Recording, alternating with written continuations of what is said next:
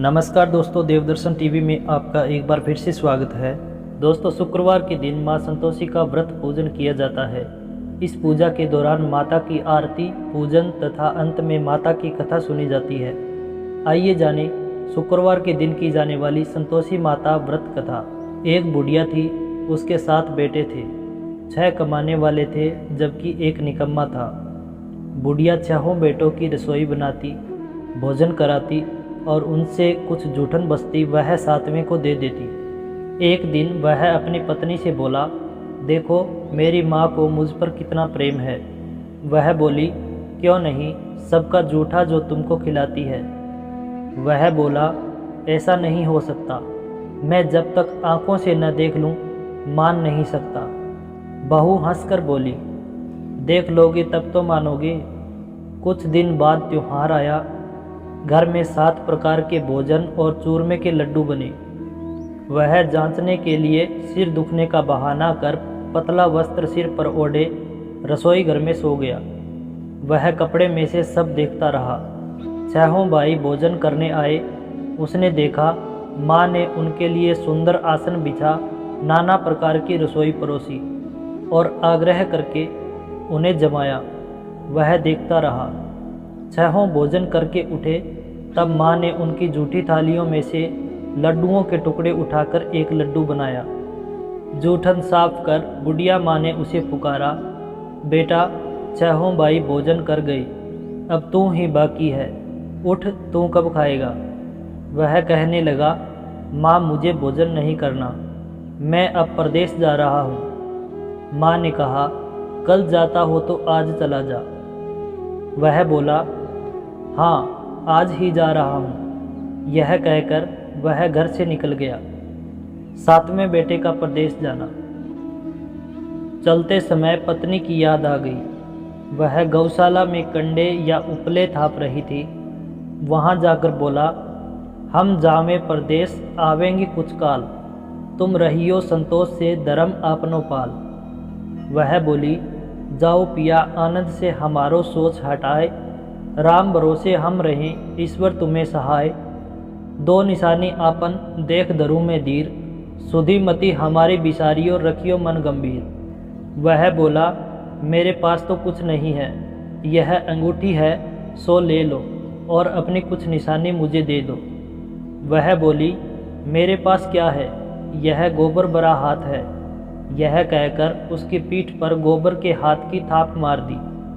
वह चल दिया। चलते चलते दूर देश पहुंचा। वहाँ एक साहूकार की दुकान थी।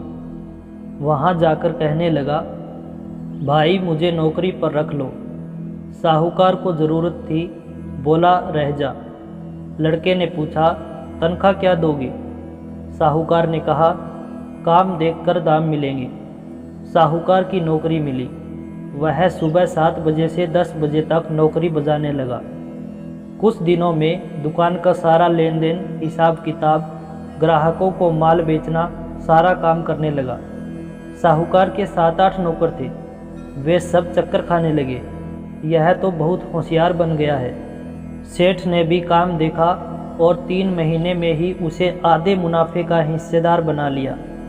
वह कुछ वर्ष में ही नामी सेठ बन गया और मालिक सारा कारोबार उस पर छोड़कर चला गया। पति की अनुपस्थिति में सास ससुर का अत्याचार। इधर उसकी पत्नी को सास ससुर दुख देने लगे। सारी गृहस्थी का काम करा के उसे लकड़ी लेने जंगल में भेजते। इस बीच घर के आटे से जो भूसी निकलती उसकी रोटी बनाकर रख दी जाती और फूटे नारियल की नारेली में पानी दिया जाता। एक दिन वह लकड़ी लेने जा रही थी। रास्ते में बहुत सी स्त्रियां संतोषी माता का व्रत करती दिखाई दी।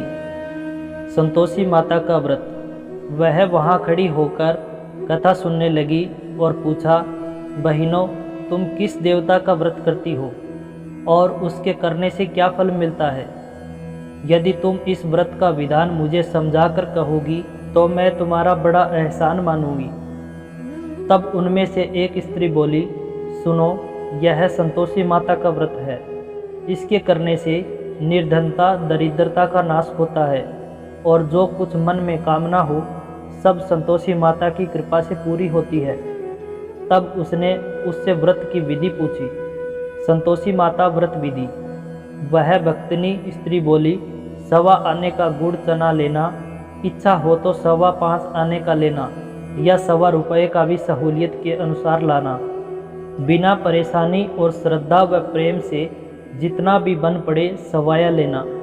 प्रत्येक शुक्रवार को निराहार रहकर कथा सुनना। इसके बीच कर्म टूटे नहीं। लगातार नियम पालन करना। सुनने वाला कोई न मिले तो घी का दीपक जलाकर उसके आगे या जल के पात्र को सामने रखकर कथा कहना। जब कार्य सिद्ध न हो नियम का पालन करना और कार्य सिद्ध हो जाने पर व्रत का उद्यापन करना। 3 मास में माता फल पूरा करती है। यदि किसी के ग्रह खोटे भी हों तो भी माता वर्ष भर में कार्य सिद्ध करती है। फल सिद्ध होने पर उद्यापन करना चाहिए, बीच में नहीं। उद्यापन में 2.5 सेर आटे का खाजा तथा इसी परिमाण से खीर तथा चने का साग करना। 8 लड़कों को भोजन कराना। जहाँ तक मिले देवर जेठ भाई बंधु के हो, न मिले तो रिश्तेदारों और पड़ोसियों को बुलाना। उन्हें भोजन करा, यथाशक्ति दक्षिणा दे, माता का नियम पूरा करना। उस दिन घर में खटाई न खाना। यह सुन बुढ़िया के लड़के की बहू चल दी। रास्ते में लकड़ी के बोझ को बेच दिया और उन पैसों से गुड़ चना ले माता के व्रत की तैयारी कर आगे चली और सामने मंदिर देखकर पूछने लगी, यह मंदिर किसका है? सब कहने लगे, संतोषी माता का मंदिर है। यह सुनकर माता के मंदिर में जाकर चरणों में लौटने लगी। दुखी होकर विनती करने लगी, माँ मैं निपट अज्ञानी हूँ, व्रत के कुछ भी नियम नहीं जानती, मैं दुखी हूँ। हे माता जगत जननी मेरा दुख दूर कर, मैं तेरी शरण में आई हूँ। माता को दया आई। एक शुक्रवार बीता कि दूसरे को उसके पति का पत्र आया और तीसरे शुक्रवार को उसका भेजा हुआ पैसा आ पहुँचा। यह देख जेठ जेठानी मुंह सिकोड़ने लगे। लड़के ताने देने लगे। काकी के पास पत्र आने लगे, रुपया आने लगा, अब तो काकी की खातिर बढ़ेगी। बेचारी सरलता से कहती, भैया कागज आवे रुपया आवे, हम सब के लिए अच्छा है। ऐसा कहकर आंखों में आंसू भरकर संतोषी माता के मंदिर में आ मातेश्वरी के चरणों में गिरकर रोने लगी। माँ मैंने तुमसे पैसा कब मांगा है? मुझे पैसे से क्या काम है? मुझे तो अपने सुहाग से काम है। मैं तो अपने स्वामी के दर्शन मांगती हूँ। तब माता ने प्रसन्न होकर कहा, जा बेटी तेरा स्वामी आएगा। यह सुनकर खुशी से बावली होकर घर में जा काम करने लगी। अब संतोषी माँ विचार करने लगी, इस भोली पुत्री को मैंने कह तो दिया कि तेरा पति आएगा, लेकिन कैसे? वह तो इसे स्वप्न में भी याद नहीं करता है। उसे याद दिलाने को मुझे ही जाना पड़ेगा। इस तरह माताजी उस बुढ़िया के बेटे के पास जा स्वप्न में प्रकट हो कहने लगी, साहूकार के बेटे सो रहा है या जागता है? वह कहने लगा, माता सोता भी नहीं जागता भी नहीं हूँ, कहो क्या आज्ञा है? माँ कहने लगी, तेरे घर बार कुछ है कि नहीं? वह बोला, मेरे पास सब कुछ है, माँ बाप है, बहू है, क्या कमी है? माँ बोली, बोले पुत्र तेरी बहू घोर कष्ट उठा रही है, तेरे माँ बाप उसे परेशानी दे रहे हैं, वह तेरे लिए तरस रही है, तू उसकी सुध ले। वह बोला, हाँ माताजी यह तो मालूम है, परंतु जाऊँ तो कैसे? परदेश की बात है, लेन देन का कोई हिसाब नहीं, कोई जाने का रास्ता नहीं आता, कैसे चला जाऊँ? माँ कहने लगी, मेरी बात मान, सवेरे नहा धोकर संतोषी माता का नाम ले, घी का दीपक जला दंडवत कर दुकान पर जा बैठ जा। देखते देखते सारा लेन देन चुक जाएगा, जमा का बिल बिक जाएगा, सांझ होते होते धन का भारी ढेर लग जाएगा। अब बूढ़े की बात सुनकर वह नहा धोकर संतोषी माता को दंडवत घी का दीपक जलाकर दुकान पर जा बैठा। थोड़ी देर में देने वाले रुपया लाने लगे, लेने वाले हिसाब लेने लगे। कोठे में भरे सामान के खरीदार नगद दाम दे सौदा करने लगे। शाम तक धन का भारी ढेर लग गया। मन में माता का नाम ले चमत्कार देख प्रसन्न हो घर ले जाने के वास्ते गहना कपड़ा सामान खरीदने लगा। यहाँ काम से निपट तुरंत घर को रवाना हुआ। उधर उसकी पत्नी जंगल में लकड़ी लेने जाती है। लौटते वक्त माता जी के मंदिर में विश्राम करती है। वह तो उसके प्रतिदिन रुकने का जो स्थान ठहरा। धूल उड़ती देख वह माता से पूछती है, हे माता, यह धूल कैसे उड़ रही है? माता कहती है, हे पुत्री, तेरा पति आ रहा है। अब तू ऐसा कर, लकड़ियों के 3 बोझ बना ले। एक नदी के किनारे रख और दूसरा मेरे मंदिर पर व तीसरा अपने सिर पर। तेरे पति को लकड़ियों का गट्ठर देख मोह पैदा होगा। वह यहाँ रुकेगा, नाश्ता पानी खाकर माँ से मिलने जाएगा। तब तू लकड़ियों का बोझ उठाकर जाना और चौक में गट्ठर डालकर जोर से आवाज़ लगाना, लो सासू जी, लकड़ियों का गट्ठर लो, भूसी की रोटी दो, नारियल के खेपड़े में पानी दो। आज मेहमान कौन आया है? माताजी से बहुत अच्छा कहकर वह प्रसन्न मन से लकड़ियों के 3 गट्ठर बनाई। एक नदी के किनारे पर और एक माताजी के मंदिर पर रखा। इतने में मुसाफिर आ पहुंचा। सूखी लकड़ी देख उसकी इच्छा उत्पन्न हुई कि हम यहीं पर विश्राम करें और भोजन बनाकर खा पीकर गांव जाएं। इसी तरह रुककर भोजन बना विश्राम करके गांव गया। सबसे प्रेम से मिला। उसी समय सिर पर लकड़ी का गट्ठर लिए वह उतावली सी आती है। लकड़ियों का भारी बोझ आंगन में डालकर जोर से 3 आवाज़ देती है, लो सासू जी, लकड़ियों का गट्ठर लो, भूसी की रोटी दो, आज मेहमान कौन आया है? यह सुनकर उसकी सास बाहर आकर अपने दिए हुए कष्टों को भुलाने हेतु कहती है, बहू, ऐसा क्यों कहती है? तेरा मालिक ही तो आया है। आ बैठ, मीठा भात खा, भोजन कर, कपड़े गहने पहन। उसकी आवाज़ सुन उसका पति बाहर आता है। अंगूठी देख व्याकुल हो जाता है। माँ से पूछता है, माँ, यह कौन है? माँ बोली, बेटा, यह तेरी बहू है। जब से तू गया है तब से सारे गांव में भटकती फिरती है। घर का कामकाज कुछ करती नहीं, 4 पहर का आकर खा जाती है। वह बोला, ठीक है माँ, मैंने इसे भी देखा और तुम्हें भी। अब दूसरे घर की ताली दो, उसमें रहूँगा। माँ बोली, ठीक है, जैसी तेरी मर्जी। तब वह दूसरे मकान की तीसरी मंजिल का कमरा खोल सारा सामान जमाया। एक दिन में राजा के महल जैसा ठाट बाट बन गया। अब क्या था, बहू सुख भोगने लगी। इतने में शुक्रवार आया। शुक्रवार व्रत के उद्यापन में हुई भूल, किया खटाई का इस्तेमाल। उसने पति से कहा, मुझे संतोषी माता के व्रत का उद्यापन करना है। पति बोला, खुशी से कर लो। वह उद्यापन की तैयारी करने लगी। जिठानी के लड़कों को भोजन के लिए कहने गई। उन्होंने मंजूर किया, परंतु पीछे से जिठानी ने अपने बच्चों को सिखाया, देखो, भोजन के समय खटाई मांगना, जिससे उसका उद्यापन पूरा न हो सके। लड़के जीमने आए, खीर खाना पेट भर खाया, परंतु बाद में खाते ही कहने लगे, हमें खटाई दो, खीर खाना हमको नहीं भाता, देखकर अरुचि होती है। वह कहने लगी, भाई, खटाई किसी को नहीं दी जाएगी, यह तो संतोषी माता का प्रसाद है। लड़के उठ खड़े हुए, बोले, पैसा लाओ। भोली बहू खुद जानती नहीं थी, उन्हें पैसे दे दिए। लड़के उसी समय हट करके इमली खटाई ले खाने लगे। यह देखकर बहू पर माताजी ने कोप किया। राजा के दूत उसके पति को पकड़ ले गए। जेठ जिठानी मनमाने वचन कहने लगे, लूट लूट कर धन इकट्ठा कर लाया है, अब सब मालूम पड़ जाएगा, जब जेल की मार खाएगा। बहू से यह सहन नहीं हुए। वह रोती हुई माताजी के मंदिर गई।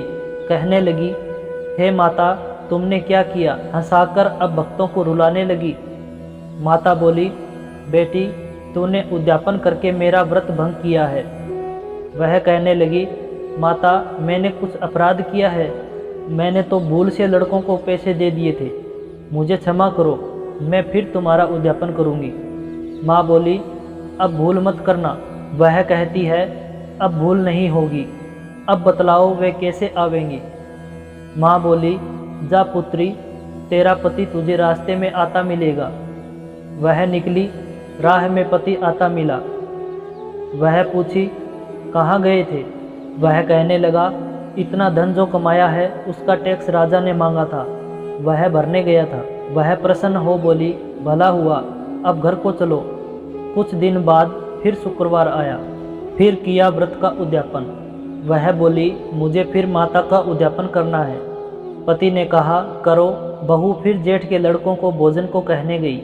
जेठानी ने एक दो बातें सुनाई और सब लड़कों को सिखाने लगी। तुम सब लोग पहले ही खटाई मांगना। लड़के भोजन से पहले कहने लगे, हमें खीर नहीं खानी, हमारा जी बिगड़ता है, कुछ खटाई खाने को दो। वह बोली, खटाई किसी को नहीं मिलेगी, आना हो तो आओ। वह ब्राह्मण के लड़के लाकर भोजन कराने लगी। यथाशक्ति दक्षिणा की जगह एक एक फल उन्हें दिया। संतोषी माता प्रसन्न हुई। संतोषी माता का फल। माता की कृपा होते ही 9वें मास में उसके चंद्रमा के समान सुंदर पुत्र प्राप्त हुआ। पुत्र को पाकर प्रतिदिन माता जी के मंदिर को जाने लगी। माँ ने सोचा, यह रोज आती है, आज क्यों न इसके घर चलूं। यह विचार कर माता ने भयानक रूप बनाया। गुड़ चने से सना मुख, ऊपर सूंड के समान होठ, उस पर मक्खियां भिन भिन कर रही थी। देहली पर पैर रखते ही उसकी सास चिल्लाई, देखो रे, कोई चुड़ैल डाकिन चली आ रही है, लड़कों इसे भगाओ, नहीं तो किसी को खा जाएगी। लड़के भगाने लगे, चिल्लाकर खिड़की बंद करने लगे। बहू रोशनदान में से देख रही थी। प्रसन्नता से पगली बंद चिल्लाने लगी, आज मेरी माताजी मेरे घर आई है। वह बच्चे को दूध पीने से हटाती है। इतने में सास का क्रोध फट पड़ा। वह बोली, क्या उतावली हुई है, बच्चे को पटक दिया। इतने में माँ के प्रताप से लड़के ही लड़के नजर आने लगे। वह बोली, माँ, मैं जिसका व्रत करती हूँ यह संतोषी माता है। सबने माता जी के चरण पकड़ लिए और विनती कर कहने लगे, हे माता, हम मूर्ख हैं, अज्ञानी हैं, तुम्हारे व्रत की विधि हम नहीं जानते। व्रत भंग कर हमने बड़ा अपराध किया है। जग माता, आप हमारा अपराध क्षमा करो। इस प्रकार माता प्रसन्न हुई। बहू को प्रसन्न हो जैसा फल दिया वैसा माता सबको दे। जो पढ़े उसका मनोरथ पूर्ण हो। बोलो संतोषी माता की जय। दोस्तों, कहानी को पूरा सुनने के लिए आपका बहुत बहुत शुक्रिया। ऐसे ही धार्मिक कथा और कहानियाँ सुनने के लिए हमारे चैनल देवदर्शन टीवी को अवश्य सब्सक्राइब करें।